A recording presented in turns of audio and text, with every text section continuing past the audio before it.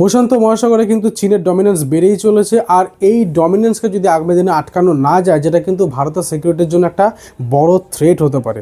তো এই থ্রেটটাকে কাউন্টার করার জন্য কিন্তু Bharat Indo Pacific strategy launch করেছে, যেই স্ট্র্যাটেজিটার দরুন কিন্তু ভারত সরকার জাপান, অস্ট্রেলিয়া আর আমেরিকার সাথে কিন্তু কোয়াড ফরমেশন করেছে, যেটা কিন্তু একটা মানে চায়নার যে ডমিনেন্স সেটাকে কিন্তু ব্যালেন্স করার জন্য। আর ওই প্রশান্ত মহাসাগর যেখান দিয়ে কিন্তু 40 থেকে 60% গ্লোবাল ট্রেড হয়, এবং চায়নার যদি এই ডমিনেন্স আগামী দিনে বাড়তেই থাকে, তাহলে কিন্তু এই প্রশান্ত মহাসাগরের যে 40 থেকে 60% যে গ্লোবাল ট্রেড, সেইটাকে কিন্তু চায়না হতে পারে কোনো ওয়ার লাইক সিচুয়েশনের সময় ওই ট্রেডটাকে কিন্তু আটকে দিতে পারে চায়না, যেটা কিন্তু সাপ্লাই চেনটাকে যে ডিসরাপশন হয়ে যেতে পারে। তো এই জিনিসটাকে কাউন্টার করার জন্যই কিন্তু অ্যাকচুয়ালি কোয়াডটা ফরমেশন করা হয়েছে। কোয়াড হচ্ছে 4টে দেশের একটা অসামরিক সংগঠন। তো তার মধ্যে আছে ভারত আছে, অস্ট্রেলিয়া আছে, জাপান আছে, আমেরিকা আছে। হ্যালো ফ্রেন্ডস, আমি রাহুল, আর আজকের ভিডিওতে আমি ডিসকাস করব যে রিলোস যে এগ্রিমেন্টটা ভারত আর রাশিয়ার মধ্যে সাইন হয়েছে, এর সিগনিফিকেন্স কতটা বা এর ইম্প্যাক্ট কতটা। আর ভারত এই যে আর্কটিক রিজিয়ন, এই রিলোস এগ্রিমেন্টের মাধ্যমে আর্কটিক রিজিয়নের যে অ্যাক্সেসটা পেয়ে যাবে রাশিয়ার নেটওয়ার্ক থ্রু, তো এইটার যে ডিপ সিগনিফিকেন্স কতটা সেটা ডিটেলসে ডিসকাস করব। আর চায়নাকে কাউন্টার করার জন্য এই রিলোস এগ্রিমেন্টের ভূমিকাটা কতটা, সেটাও কিন্তু ডিটেলসে এই ভিডিওতে জানা যাবে। তো দেখো, মাধ্যমে আমি তোমাদের বুঝিয়ে দেবো যে রিলোস এগ্রিমেন্টের মাধ্যমে ভারত এবং রাশিয়া মিউচুয়ালি কীভাবে একে অপরের বেনিফিট হতে পারে, আর চায়নার যে ডমিনেন্স প্রশান্ত মহাসাগরে সেটাকে কাউন্টার করার জন্য এই রিলোস এগ্রিমেন্টটা কতটা আর কি ইম্পর্টেন্ট। তোমরা ম্যাপে দেখতে পাচ্ছ, এটা হচ্ছে ইন্ডিয়া, এটা হচ্ছে চায়না, এটা হচ্ছে রাশিয়া, আর এইটা হচ্ছে গিয়ে ভারত মহাসাগর।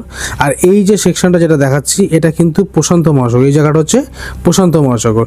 আর এই যে সেকশনটা, এই জায়গাটায় কিন্তু চীন তার দাদাগিরি দেখায়, মানে তার ডমিনেন্সটা দেখায়। এই দেখো, এখানটা হচ্ছে জাপান, এটা হচ্ছে গিয়ে তোমার ফিলিপিন্স। তো এই জাপান আর ফিলিপিন্সের সঙ্গে কিন্তু এই জল সীমানা নিয়ে চীনের সাথে কিন্তু বিবাদ দীর্ঘদিন ধরে হয়ে আসছে।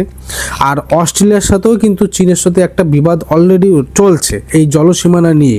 মানে চীন কিন্তু এই জায়গাটায় একা, মানে এই ছোট ছোট দেশগুলোর উপরে প্রভাব খাটিয়ে নিজে ওই জায়গায় আর কি মানে প্রভাবশালী হতে চাইছে, যেটা চীন করে আসে সব জায়গায়। মানে নিজের থেকে কম ক্ষমতা সম্পন্ন দেশের উপর আর কি সে আর কি প্রভাব বা ডমিনেন্স খাটানোর চেষ্টা করে। তো এবার আরেকটা জিনিস বলি, এই যে রাস্তাটা ভালো করে বুঝবে, এই যে রাস্তাটা, এটা হচ্ছে গিয়ে কিন্তু পৃথিবীর 40 থেকে 60% ট্রেড এই রুটটাগুলো দিয়ে যায়, মানে থ্রু ইন্ডিয়ান ওশিয়ান হয়ে এই প্যাসিফিক যে ওশিয়ান মানে প্রশান্ত মহাসাগর দিয়ে যায়। এবার in case were like situation হয়ে গেল, তখন কিন্তু চায়না এই যে কমার্শিয়াল যে জাহাজগুলো এই সেকশনটা দিয়ে যায়, এই জায়গাটা কিন্তু আটকে দিতে পারে। তাহলে কি হবে, আটকে দিলে এই যে সাপ্লাই চেনটা যেটা এখান দিয়ে আসতো, এই সাপ্লাই চেনটা কিন্তু আটকে যাবে। এই সাপ্লাই চেনটা আটকে গেলে কী হবে, যেটা ন্যাশনাল সিকিউরিটির জন্য কিন্তু একটা থ্রেট হতে পারে ভারতের জন্য আগামী দিনে।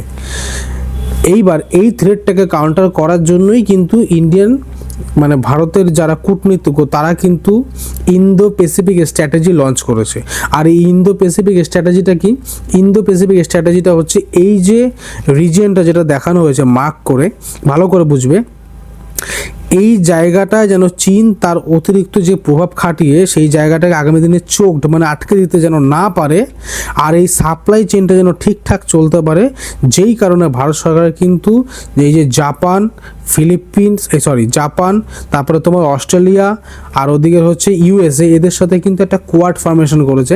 কোয়াড কিন্তু একটা অসামরিক সংগঠন, কোনো সামরিক সংগঠন না, জাস্ট এই জায়গাটা, এই যে প্যাসিফিক যে প্রশান্ত মহাসাগরের জায়গাটা, এই জায়গাটা যেন চীন তার বাড়তি প্রভাবটা যেন না খাটাতে পারে বা ডমিনেন্সটাকে যেন কমাতে পারে, সেই জন্য কিন্তু সমস্ত দেশের একটা সম্মিলিত প্রয়াস যাতে চীনের এই বাড়তি ডমিনেন্সটাকে কমানো যায়।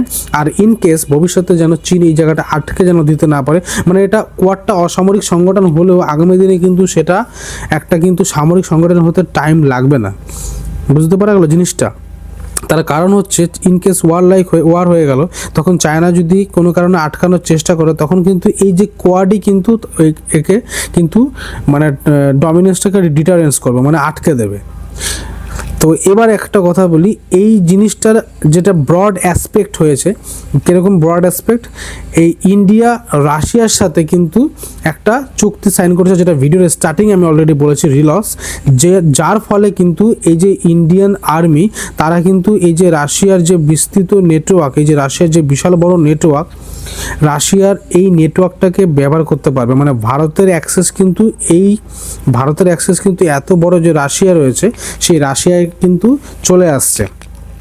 আর এই রিলস এগ্রিমেন্টের মাধ্যমে কিন্তু মানে রাশিয়া আর ভারত একে অপরকে কিন্তু লজিস্টিক সাপোর্ট দিতে বাধ্য থাকবে, সেটা হোক ওয়ার লাইক সিচুয়েশন, সেটা হোক পিস, মানে শান্তির অবস্থাতেও, শান্তি কিংবা যুদ্ধ, যে কোনো দুটো অবস্থাতেও কিন্তু মানে রাশিয়া আর ভারত একে অপরকে লজিস্টিক সাপোর্ট দিতে বাধ্য থাকে। এবার বলি এই লজিস্টিক সাপোর্টটা কি? লজিস্টিক সাপোর্ট হলো কোনো ধরো একটা ট্রুপস, মানে সেনাদের একটা বিশাল বড় মানে সংগঠন, মানে আর কি বিশাল নাম্বার, সেনাদের একটা বিশাল বড় নাম্বারকে বলা হয় ট্রুপস। তো সেই ট্রুপস ধরো দেখা গেল কোনো কারণে রাশিয়া এমার্জেন্সি ল্যান্ডিং করলো, সাপোজ ওয়ার লাইক সিচুয়েশনে, তো এমার্জেন্সি ল্যান্ডিং করার ফলে তখন কি হলো, এই যে ওই যেই সেনাদের ট্রুপসটা নামলো ভারতের তরফ থেকে, তখন কিন্তু সেই ট্রুপসটাকে সম্পূর্ণ যুদ্ধ লড়ার জন্য রেডি করে দেওয়ার দায়িত্ব থাকবে রাশিয়ার, as per the RELOS agreement. আর দেখা গেল চায়নার সাথে ভারতের কোনো কারণে ওয়ার হয়ে গেল, তখন কিন্তু এই যে ভারতের যে অ্যাক্সেস রয়েছে রাশিয়ার যে 40খানার উপরে যে পোর্ট, আর্মি নেভি এয়ারফোর্সের যে বেস, তো সেই বেসগুলোর ব্যবহার করে কিন্তু ভারতের সেনারা কিন্তু চায়নায় অ্যাটাক করতে পারবে। আর এই ব্যাপারটা কিন্তু সাবজেক্ট টু মিউচুয়াল এগ্রিমেন্টে রয়েছে রাশিয়া ভারতের মধ্যে। এবার অনেকে প্রশ্ন করতে পারে যে চায়না আর রাশিয়া কিন্তু একটা অল ওয়েদার ফ্রেন্ড, মানে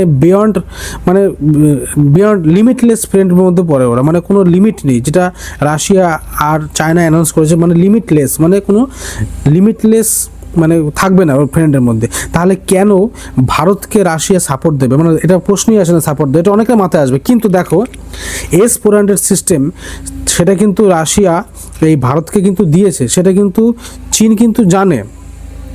আর আরেকটা যেটা জিনিস এটা বোঝার আছে, চীনের সাথে ভারতের যে শত্রুতা বা ভারতের সঙ্গে চীনের যে ঝামেলা, সেটা কিন্তু রাশিয়া বহু বছর আগে থাকতেই কিন্তু জানা সত্ত্বেও, রাশিয়ার অত্যন্ত ভালো ফ্রেন্ড চীন হওয়া সত্ত্বেও কিন্তু S-400 ভারতকে কিন্তু রাশিয়া দিয়েছে। আর আগামী দিনে S-500ও দিতে চলেছে, যেটা অ্যাডভান্স মানে ভার্সান। তো এবার প্রশ্ন হচ্ছে, এই যে লজিস্টিক সাপোর্টটাও তো দিতে বাধ্য থাকবে অ্যাজ পার দ্য এগ্রিমেন্ট, তাহলে আগামী দিনে রাশিয়ার বেস ব্যবহার করে ইন্ডিয়া যে চায়নাকে কাউন্টার করতে পারবে না, এটা কোনো মানে বলা যেতে পারে না, মানে কাউন্টার করতেই পারে। আর এবার এখানে আরেকটা জিনিস বলি, আর দেখা গেল কোনো হিউম্যানিটেরিয়ান অ্যাসিস্ট্যান্স, মানে মানবিক দিক থেকে সাহায্যের ব্যাপার চলে আসলো, হিউম্যানিটেরিয়ান অ্যাসিস্ট্যান্স, তারপরে তোমার কোনো রিলিফ মানে উদ্ধার কার্যের ব্যাপার চলে আসলো, মানে বন্যা বা তারপরে তোমার ভূমিকম্প বা আদার সাইক্লোন যে কোনো সিচুয়েশনে, সেটা হোক রাশিয়া কিংবা ভারত, তখনও কিন্তু ভারত রাশিয়াকে সাহায্য করতে বাধ্য থাকবে, আর রাশিয়ার সেনাও কিন্তু ভারতকে সাহায্য করতে বাধ্য থাকবে। মানে এটা ওয়ার লাইক সিচুয়েশন ছাড়াও এক্সট্রা সিচুয়েশনের ক্ষেত্রে। তাহলে এই রিলস এগ্রিমেন্টের মাধ্যমে বা একটা জিনিস বোঝায়, এই যে ইন্দো প্যাসিফিক যে স্ট্র্যাটেজি, এইখান থেকে কিন্তু তাহলে চায়নার সাথে ভারত কিন্তু চায়নাকে রাশিয়ার মাটি থেকে মানে কাউন্টার করতে পারবে। তো এটা কিন্তু একটা বড় অ্যাসপেক্ট, মানে চায়নার যে ডমিনেন্স, সেই ডমিনেন্সটাকে কমানোর জন্য কিন্তু একটা বড় ভারতের একটা সাফল্য বলা যেতে পারে। এছাড়া আর্কটিক যে রিজিয়ন আছে, তোমাদের দেখাই দাঁড়াও, এই যে জায়গাটা দেওয়া রয়েছে, এটা কিন্তু আর্কটিক রিজন, তোমরা দেখতে বুঝতেই পারছো লেখা রয়েছে আর্কটিক রিজন। এইবার এটা কিন্তু ইন্টারন্যাশনাল জলসীমা। এই জায়গাটা কিন্তু কোনো এককভাবে কোনো দেশ কিন্তু বলতে পারে না যে এই জায়গাটা আমার, বা এই জায়গাটা আমি কাউকে ডমিনেন্স খাটাতে দেবো না। কারণ দেখো এখানটা কিন্তু রাশিয়া রয়েছে, আর এই সাইডটায় তোমাদের আমি দেখাচ্ছি, এই যে এই সাইডটায় কিন্তু ইউনাইটেড স্টেট রয়েছে, ঠিক আছে।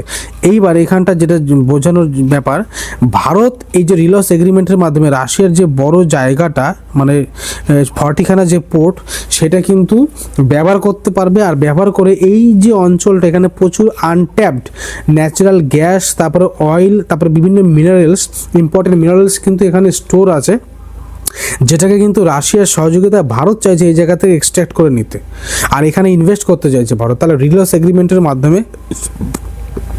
এগ্রিমেন্টের মাধ্যমে কিন্তু তাহলে ভারতের অ্যাক্সেস কিন্তু এই জায়গা অবধি চলে আসলো। তো এটা কিন্তু একটা বড় একটা গুরুত্বপূর্ণ জিনিস, যেটা ভারতবাসীর প্রত্যেকের কিন্তু জানা উচিত।